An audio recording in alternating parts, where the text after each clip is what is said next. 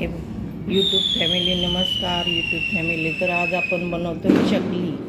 तर हे बघा, इथे मी तांदूळ, चण्याची डाळ, उडदाची डाळ, मुगाची डाळ, शाबूस तांदूळ आणि थोडे पोहे घेऊन मी हे चांगलं भाजून दळून आणलेलं आहे.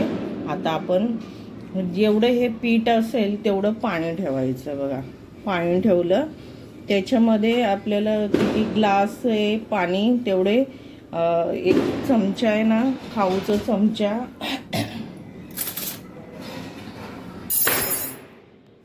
चमचा एवढं तेल टाकायचं आणि मसाला टाकायचा, आपला घाटी मसाला. आणि तीळ टाकले मी, तेल टाकलं, मसाला टाकला, हळद टाकली, मीठ टाकलं. आणि हे बघा, असा हा लसूण बारीक केलेला आहे ना, तो पण टाकायचा आता त्याच्यामध्ये.